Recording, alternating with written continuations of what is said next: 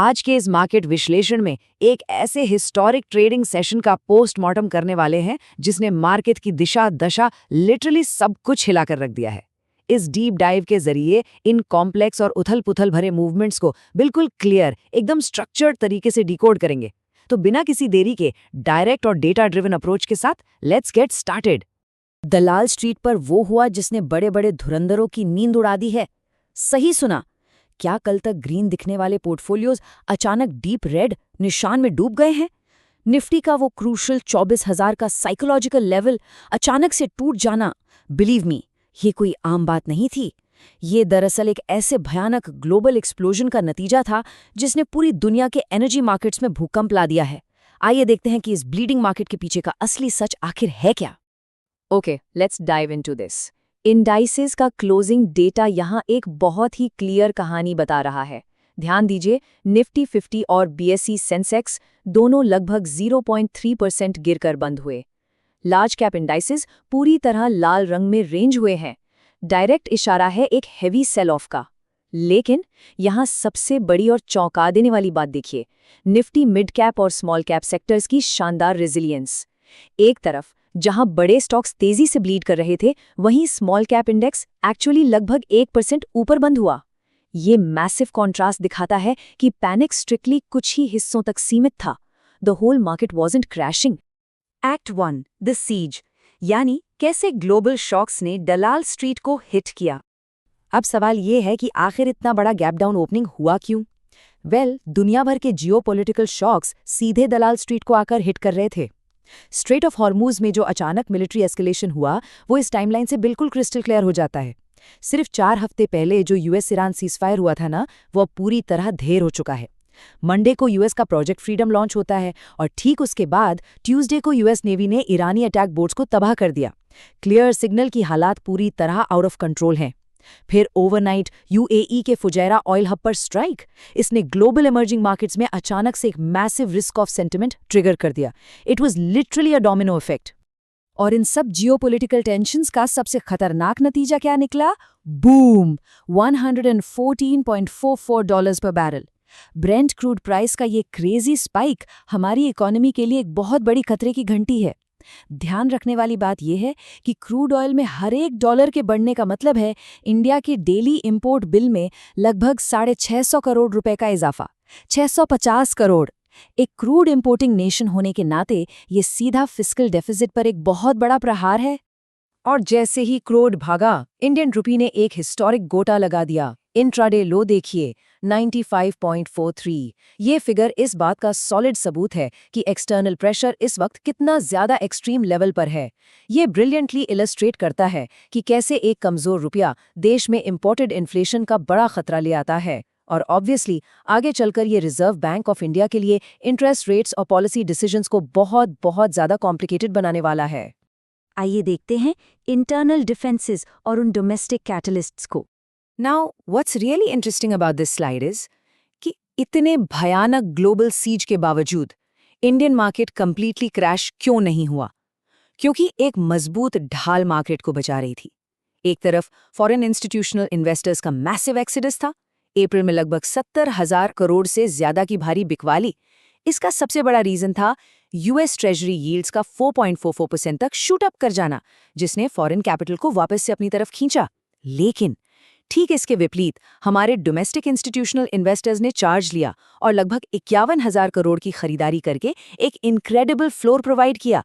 ये प्योरली डीआईआईस की ताकत है जिसने टोटल मार्केट को लैप्स होने से रोक लिया। इसके अलावा डोमेस्टिक लेवल पर एक और बड़ा ट्रिगर था, द बंगाल बूम।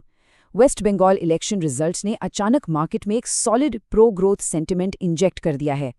यहाँ हम स्ट्रिक्टली आर्थिक प्रभाव की बात कर रहे हैं, जैसे कि इलेक्ट्रिसिटी अमेंडमेंट बिल 2025 के चलते आने वाले power sector reforms, coastal roads, railways और पोर्ट्स के जरिए बड़ा इंफ्रास्ट्रक्चर अपस्विंग और दुर्गापुर आसनसोल बेल्ट में इंडस्ट्रियल रिवाइवल की उम्मीद।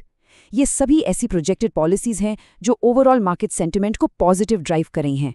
और इस सेंटिमेंट का इमीडिएट असर आप इन रीजनल स्टॉक्स के प्राइस एक्शन में विविडली देख सकते हैं। Just look at this, CESC में 6 से 9% का उछाल, बंधन बैंक 7% ऊपर और सिंको गोल्ड सीधा 11% तक भागा। मार्केट में ऐसी तेजी एक प्योरली यूफोरिक रिएक्शन है।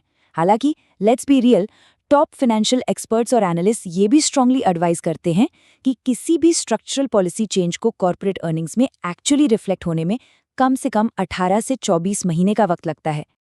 Let's see how this builds. Market के इस अहम बैटलफील्ड में ना कॉर्पोरेट अर्निंग्स ने भी बड़ा क्रूशल रोल प्ले किया है। महिंद्रा एंड महिंद्रा इस अर्निंग सीजन का एब्सोल्यूट बुल लीडर साबित हुआ है। 53.3% का मैसिव प्रॉफिट जंप और 33 रुपए के डिविडेंड ने इस अकेले स्टॉक को निफ्टी का सबसे बड़ा सहारा बना दिया। What a life saver. वहीं दूसरी तरफ थोड़ी निराशा थी। लार्सन एंड टुब्रो और पंजाब नेशनल बैंक जैसे दिग्गज स्टॉक्स इंफ्रास्ट्रक्चर, मार्जिन हेडविंड्स और नेट इंटरेस्ट इनकम में वीकनेस से काफी जूझते हुए नजर आए। Moving on to act 3, the battle plan. अब टाइम है ये डिस्कस करने का कि इस हाईली वोलेटाइल एनवायरनमेंट में ट्रेडर्स और इन्वेस्टर्स की एग्जैक्ट टेक्निकल स्ट्रैटेजी क्या होनी चाहिए। ग्लोबल शॉक्स और डोमेस्टिक सपोर्ट का पूरा फ्रेमवर्क समझने के बाद इस एक्सट्रीम अनसर्टेनिटी में टेक्निकल लेवल्स पर फोकस करना एब्सोल्युटली क्रूशल हो जाता है। So the crucial point is in levels को क्लोजली ध्यान में रखना। निफ्टी 50 के लिए 23,800 का लेवल एक इमीडिएट और बहुत मजबूत सपोर्ट है, यानी एक clear buy on dip accumulation zone, जबकि ऊपर की तरफ 24,150 का रेजिस्टेंस काफी स्ट्रिक्ट है। वहीं अगर बैंक निफ्टी की बात करें तो चार्ट कंपैरेटिवली बहुत वीक लग रहा है। इसमें इमीडिएट सपोर्ट 54,400 और रेजिस्टेंस 55,600 पर बैठा है। इसलिए बैंक निफ्टी के केस में कॉशियसली सेल ऑन राइज का अप्रोच ही बेस्ट टेक्निकल प्लेस साबित हो सकता है। तो स्विंग ट्रेडर्स के लिए प्लेबुक क्या है? देखिए, इंडेक्स के इस क्योटिक नॉइज को बिल्कुल इग्नोर कीजिए और स्ट्रिक्टली रिलेटिव स्ट्रेंथ पर फोकस करिए। टेलीकॉम, मेटल्स और पावर जैसे रिजिलियंट आउट परफॉर्मिंग सेक्टर्स इस वक्त हाईली रिलायबल लग रहे हैं और इन सभी में टॉप हाई कन्विक्शन पिक है भारती एयरटेल। ये स्टॉक इस मैसिव मार्केट स्टॉर्म के बीच अपनी पूरी स्ट्रेंथ स्ट्रांगली होल्ड कर रहा है। इसका आगे का टारगेट 2030 रुपए और एक स्ट्रिक्ट स्टॉप लॉस 1790 रुपए पर मॉनिटर किया जा सकता है। लेकिन इस बैटल प्लान को एक्शन में लाने से पहले इस ट्रिपल थ्रेट रिस्क असेसमेंट को ध्यान में रखना लिटरली सबसे ज्यादा जरूरी है। पहला स्टेप, ब्रेंट क्रूड को क्लोज मॉनिटर करना। अगर ये $110 के ऊपर सस्टेन करता है तो एनर्जी इन्फ्लेशन पक्का है। दूसरा, यूएस ट्रेजरी यील्ड्स पर कड़ी नजर रखें, जो 4.75% की तरफ तेजी से बढ़ रहे हैं, जो फर्दर फॉरेन कैपिटल को ड्रेन कर सकते हैं। और तीसरा, स्ट्रेट ऑफ हॉर्मुज में बढ़ती जियोपॉलिटिक्स। हमेशा याद रखिए, ये 3 एक्सटर्नल मैक्रो फैक्टर्स इतने ताकतवर हैं कि वो ईजिली किसी भी वक्त हमारे डोमेस्टिक ऑप्टिमिज्म को ओवरराइड कर सकते हैं। तो आखिर में सबसे बड़ा और फाइनल सवाल यही उठता है, is the market in a war zone? Data और ऐसी एक्सट्रीम वॉलेटिलिटी दोनों ही एक बहुत क्लियर और लाउड वार्निंग दे रहे हैं। ऐसे उथल-पुथल भरे माहौल में ना कैपिटल प्रिजर्वेशन ही मार्केट में एक लौती और सबसे बड़ी जीत है। बिना स्ट्रिक्ट स्टॉप लॉस के इस वक्त ट्रेड करना एसेंशियली कैपिटल के साथ रूलेट खेलने जैसा है। तो खुद से पूछिए, क्या ऐसी मैसिव एक्सटर्नल अनसर्टेनिटी के बीच एग्रेसिवली आगे बढ़ना वाकई समझदारी है, या फिर थोड़ा पीछे हटकर सही मौके और स्टेबिलिटी का इंतजार करना बेहतर होगा? आज के इस विश्लेषण में बस इतना ही।